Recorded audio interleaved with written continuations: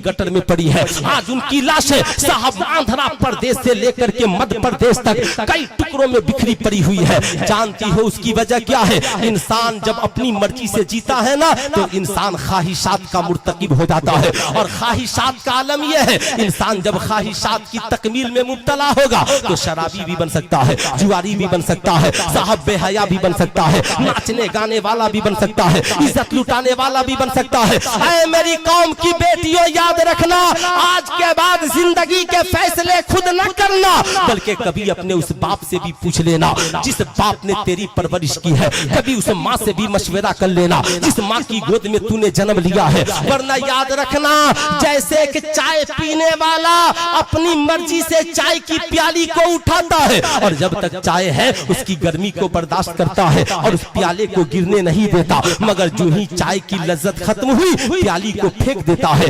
ठीक आज के इन आवारा भेड़िए और कुत्ते जैसे आशिकों का हाल है।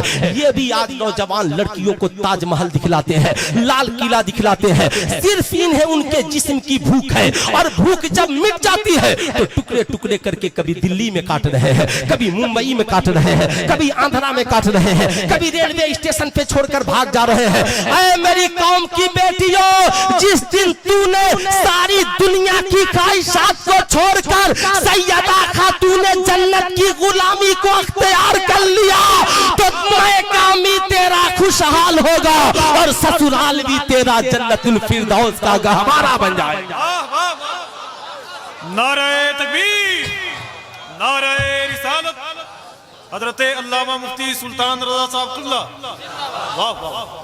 आप कहेंगे मौलाना क्यों? मैं कहना चाहूंगा, वजह जानते हैं हमारी कौम की हालत ये क्यों हुई? उसकी वजह सिर्फ एक है, हम मदरसों का हिसाब लेते रहे। मौलवी ने ये किया, मदरसे ने ये किया, दारुल उलूम ने ये किया, मगर आपने कभी स्कूलों का हिसाब लिया? आपने कभी कॉलेजों का हिसाब लिया? आपने स्कूल में कभी जाकर पूछा मेरा बेटा आवारा नहीं था, स्कूल में आकर आवारा कैसे हो गया? आपने कभी कॉलेज में जाकर पूछा मेरी बेटी तो दुपट्टा ओढ़ती थी, कॉलेज में आने के बाद सर से दुपट्टा कैसे उतर गया? अरे मेरा बेटा ये तो सामने बोलने में डरता था, ये कॉलेज में आने के बाद तमचे और बंदूक कैसे चलाने लगा? मेरी बेटी तो बड़ी शरीफ थी, कॉलेज में आकर आवारा गर्दी की शिकार कैसे हो गई? कॉलेज का प्रिंसिपल कहेगा बूढ़े मियाँ कॉलेज के बाहर चले जाओ, हम किताबें पढ़ाने आए हैं, संस्कार और किरदार पढ़ाने नहीं आए।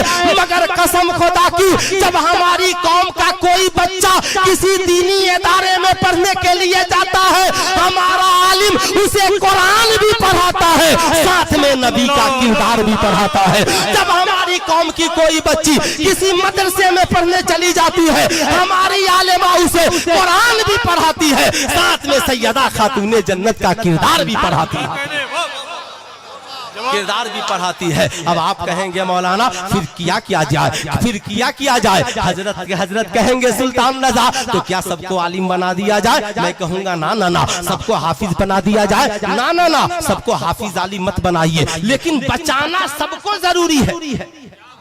बचाना, अरे डॉक्टर भी है तो हमारा है, अगर नाच देगा तो हमारी बेइज्जती है कि नहीं है? जाहिर सी बात है, जानते हैं। इसलिए याद रखिएगा, ये मैट्रिक एक डिग्री है और मैं इसलिए बोल रहा हूँ, मैं मौलवी भी हूँ और टीचर भी, समझ रहे हैं ना? इसलिए खूब याद रखिएगा, इसलिए मेरा तल्ख तजर्बा है एकदम खूब, इसे जिंदगी में याद रखें। अल्लाह अकबर। ये मैट्रिक एक डिग्री है, यही वजह है लाखों बच्चे मैट्रिक करते हैं मगर समाज में कोई इनकलाब नहीं आता। इंटर एक डिग्री है, करोड़ों बच्चे इंटर पास करते हैं मगर समाज में कोई इनकलाब नहीं आता। बीए एक डिग्री है, बीएड एक डिग्री है, डीएलएड एक डिग्री है, यानी डिग्री है तो आपको उस जगह पे रखा जाएगा, अगर डिग्री नहीं है तो आप उस जगह पे फिट नहीं बैठ सकते। मगर याद रखिएगा, ये डिग्रियां सिर्फ नौकरियों के लिए है, इन डिग्रियों से आप इंसान, समाज का अच्छा इंसान नहीं बन सकते। यही वजह है डॉक्टर शराबी हो गया, इंजीनियर जुआरी हो गया, बीएड पढ़ने वाला, बीएड पास करने वाला स्कूल में जाकर अय्याश हो गया। साहब अजीब इत्तेफाक है, इसलिए कि इनके पास डिग्रियां हैं मगर किरदार नहीं है। फिर किरदार के लिए क्या करना होगा? तो याद रखिएगा, ये जितने डिग्री वाले हैं सब चिल्लाते रहे माई लाइफ माई चॉइस, मैं अपनी जिंदगी अपनी मर्जी मर्जी से जीना चाहता हूँ। रब ने कहा मेरे बंदे मैंने तुझे पैदा किया है, अपनी मर्जी से न जी। अब एक छोटी सी मिसाल बताइए, हम जिस मुल्क में रहते हैं इसका नाम है भारत, और भारत को चलाने के लिए संविधान है कि नहीं है? या ये मुल्क संविधानहीन है? कह सकते हैं। 1947 में भारत आजाद हुआ, यहाँ के महापुरुषों ने बैठकर बैठक की और मीटिंग की और कहा मुल्क को चलाने के लिए संविधान बनाइए वरना बच्चे आवारा हो जाएंगे। अब कुछ आजादी मिली, कुछ पाबंदी हुई। तो आजादी जो मिली उसे छोड़िए, जो पाबंदी लगी उसे सुनिए। क्या पाबंदी लगी? रिश्वत कोई नहीं लेगा, जहेज कोई नहीं मांगेगा, सुनिएगा, बलात्कार कोई नहीं कर सकता, कोई किसी का मर्डर नहीं कर सकता, कोई किसी की जमीन जायदाद नहीं हड़प सकता। और आपका पड़ोसी स्टेट बिहार, वहां पे माननीय मुख्यमंत्री जी को बात समझ में आई तो कहा अब इस बिहार में कोई शराब नहीं पी सकता। कम से कम पूरे भारत ने ये माना कि चलो सब पिए मगर गाड़ी चलाने वाला ड्राइवर मत पिए वरना गाड़ी में बैठने वालों की जान चली जाएगी। अब साहब ये संविधान बना, इतनी पाबंदी। अब जो पिएगा जेल जाएगा, जो रिश्वत लेगा जेल जाएगा, जो जना करेगा जेल जाएगा, जो जहेज मांगेगा जेल जाएगा। सुल्तान रजा पूछना चाहता है कहाँ गया आपका नारा माई लाइफ माई चॉइस? अबे पगले, जब एक मुल्क चलाने के लिए संविधान की जरूरत है तो जिस अल्लाह ने पूरे संसार को बनाया वो तुझे संविधानहीन कैसे कर सकता है? याद रखना, पूरे एक मुल्क को चलाने के लिए जो संविधान बना वो भारत का संविधान है, और जो पूरी दुनिया को चलाने के लिए संविधान के जिस किताब को वजूद अल्लाह ने बख्शी उस किताब का नाम कुरान अजीम है। उस किताब को कुरान मुकद्दस कहते हैं। साहब भारत के संविधान ने आज कहा रिश्वत लेना हराम है। आमिना के लाल ने 1450 बरस पहले कहा अर्राशी वल मुर्तशी किलैह मा फिन्नार, रिश्वत लेने वाले और देने वाले दोनों जहन्नम में जाएंगे। कुल फीहिमा इस्मुन कबीर। ऐ महबूब, आपके मानने वाले आपसे पूछते हैं शराब और जुआ के बारे में तो बता दीजिए कि दोनों में बड़ा गुनाह है। ला तकरबु ज़ना, कभी ज़ना के करीब ना जाना। इस्लाम में सूद हराम है, जुआ हराम है, मुतालबे जहेज हराम है। संविधान आज बना, इस्लाम ने 1450 बरस पहले बयान कर दिया। अब आप जरा सा सोचिए, अगर ये इस्लाम ना होता तो ये संविधान न होता। लेकिन समझिए तब समझते कहाँ है? इसलिए मैं आपको बताना चाहूंगा, अब आपने मोटी बातें समझ ली, इसलिए सारी दुनिया की डिग्रियां होने के बावजूद अगर समाज में अच्छा इंसान बनना है तो आप अपने रब से पूछिए, ये मालिक मौला ये खूबसूरत आंखें तूने दी है, ये बेहतरीन रुखसार तूने दिए है, हैंडसम और खूबसूरत तूने बनाया है, ये जवानी तूने दी है, ये मौला हम जिंदगी कैसे गुजारे? तो मेरा और आपका रब कहता है लक़द काना लकुम फी रसूलिल्लाहि उस्वतुन हसना। मेरे बंदे ये न कहना माई लाइफ माई चॉइस, मैं अपनी जिंदगी अपनी मर्जी से गुजारना चाहता हूँ, बल्कि हकीकत ये है जिंदगी तुम्हारी हो और सीरत मुस्तफा जाने रहमत की हो, आंखें तुम्हारी हो, हया रसूलुल्लाह की हो, और याद रखना जीना तेरा हो मगर तरीका आमिना के लाल का। देखे साहब, तरीका आमिना के लाल का हो, फिर देखें आपकी जिंदगी में इनकलाब। अब बचाना सबको है, डॉक्टर है उसे भी बचाना है, इंजीनियर है उसे भी बचाना है, बेटी है उसे भी बचाना है, बेटा है उसे भी बचाना है। आप कहेंगे मौलाना तो फिर करना क्या होगा? तो सबसे पहले जो हमारी कौम के बड़े हैं यानी सरपरस्त, आप अपने इखलाक को ऊंचा कीजिए, आपस में उलमा और दानिशवरान सर जोड़कर बैठिए और ये फैसला कीजिए कि हर बस्ती में इन्हीं मदरसों के जेरे साया एक इस्लामी मॉडल प्ले स्कूल खोलेंगे, जिसमें नर्सरी से लेकर कम से कम 2 तक ही पढ़ाई हो, जिसमें पढ़ाने वाला एक बेहतरीन आलिम बेहतरीन हाफिज, एक बेहतरीन 2-3 टीचर, और उसके बाद 1 से 100 यहीं, क से गया यहीं, अलिफ से या यहीं, साहब ये सारी तालीमात उसी में हो और एक बेहतरीन माहौल दे ताकि हमारी बस्ती का हर बच्चा बच्ची कम से कम 5-6 साल उस इस्लामिक मॉडल प्ले स्कूल में पढ़े, ताकि बचपन में ही बच्चों के ज़हन में इस्लाम भी बैठ जाए और तालीमी पोजीशन भी बेहतर हो जाए, ताकि जब मदर्स डे आए ना तो हमारे बच्चे नाचने वाले न बने, बल्कि हमारा आलिम उसे बताएगा,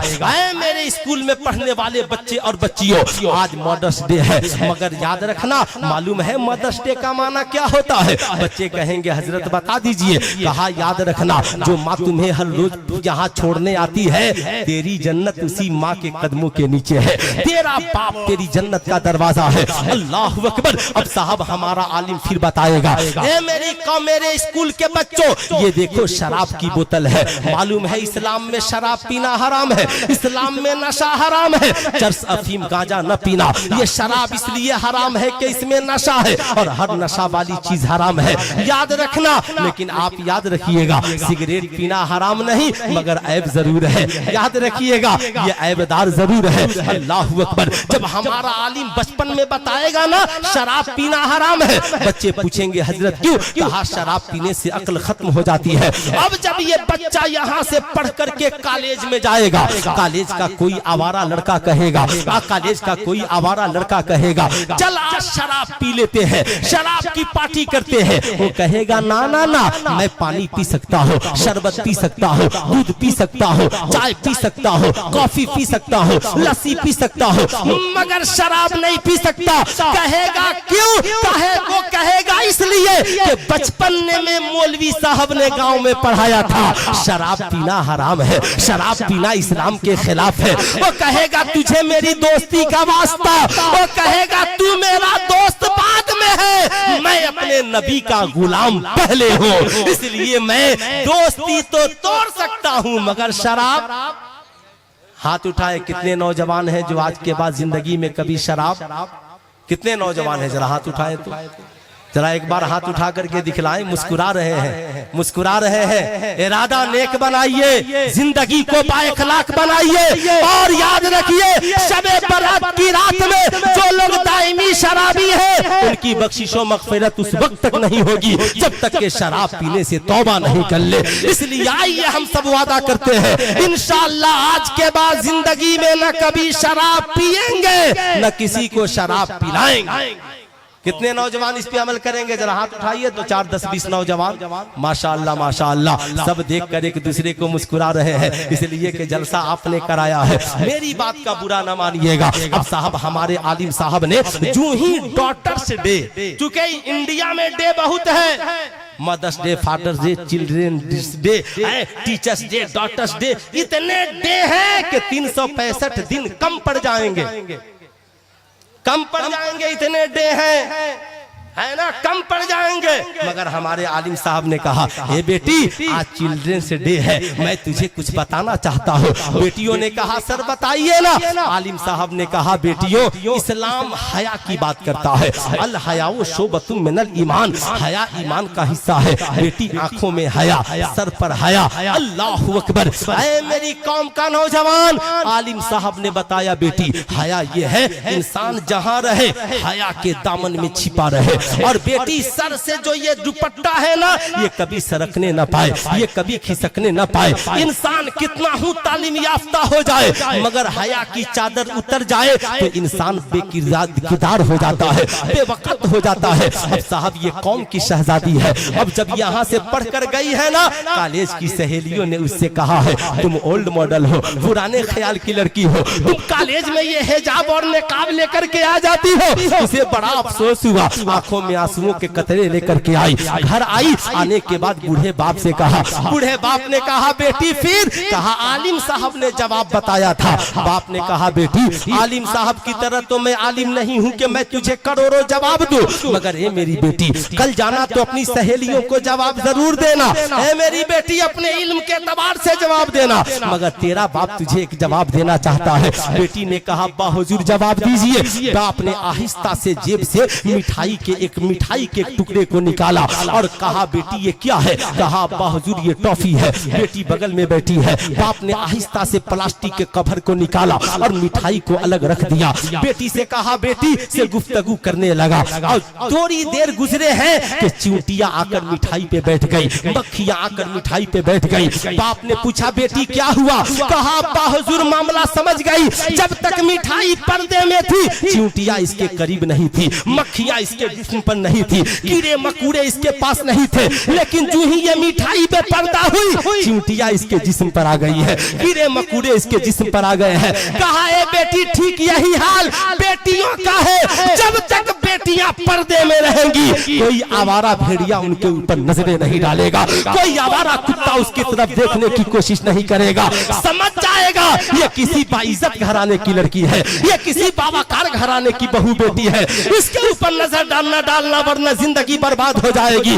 ऐ मेरी कौम की शहजादियों, पर्दे में रहना सीखो, पर्दे में रहोगी दुनिया में भी भलाई है और आखिरत में भी भलाई है। इसलिए साहब जब हमारे बच्चे स्कूल के साथ मदरसे की तालीम भी उनकी होगी, 5-6 साल जब यहाँ पढ़ेंगे फिर स्कूल में जाएंगे, नमाजी भी होंगे साहब, शराब नहीं पिएंगे, जुआ से दूर रहेंगे, इनकी जिंदगी में क्वालिटी आएगी। वरना याद रखिएगा आज हमने भी अपनी जिम्मेदारियां छोड़ दी है। आप बाप हैं तो जिम्मेदार बनिए, आपको जिम्मेदार बनना होगा। और मेरी एक गुजारिश आपसे है, एक बात याद रखिए, आप लोग जलसे में बहुत पैसा खर्च करते हैं, सुभान अल्लाह कीजिए, मगर एक बात आज लकीर बांध लीजिए, मेरी तरह 1 करोड़ आलिम आप बुला लीजिए, 100 घंटे तकरीर सुन लीजिए, आपकी जिंदगी में इनकलाब नहीं आएगा। आप कहेंगे मौलाना कैसे? मैं कहूंगा हाँ नहीं आएगा। आप कहेंगे क्यों? मैं कहना चाहूंगा याद रखिएगा सिर्फ मेरी तकरीर से इनकलाब नहीं आएगा,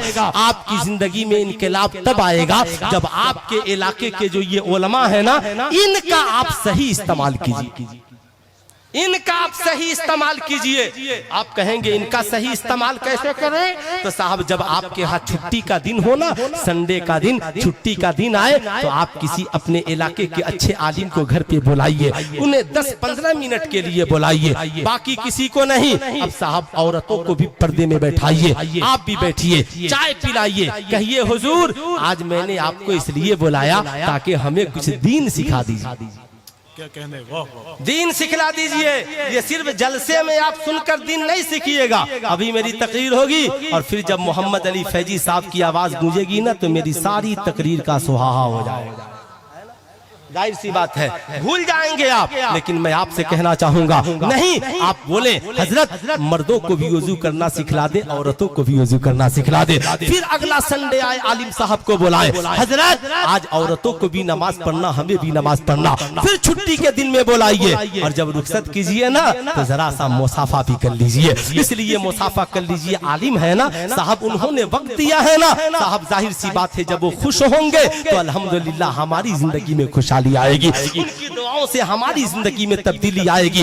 आज बड़ा अफसोस होता है डॉक्टर के चैम्बर में बैठकर आप वकालत की बात नहीं कर सकते, वकील के चैम्बर में बैठकर डॉक्टर की बात नहीं कर सकते, मगर जब लोग उलमा के पास आते हैं तो कोई दीन की बात नहीं करता, सारे लोग सारी दुनिया की बातें करते हैं। इसलिए जब आलिम की बारगाह में आइए दीन की बात कीजिए। यही वजह है आज हमारे यहाँ क्या पोजीशन है, आपने देखा होगा हमारी कौम के नौजवान लड़के साहब आज नमाजों से दूर है, लड़कियां नमाजों से दूर है। आखिर उसकी वजह क्या है? आज छोटे छोटे बच्चों को ये तो याद है मछली जल की रानी है और जीवन उसका पानी है। मैंने एक बच्चे से पूछा ये बताओ मछली का पानी से कैसा रिश्ता है? कहा मौलाना साहब नहीं मालूम, मछली को पानी से अलग कर दीजिए तो मछली मर जाएगी, मछली को जिंदा रहना है तो पानी में रहना पड़ेगा। मैंने कहा अफसोस है हमारी कौम का हर बच्चा बच्ची जान गया कि मछली को जिंदा रहने के लिए पानी में रहना पड़ेगा, मगर आज से कई 100 वर्ष पहले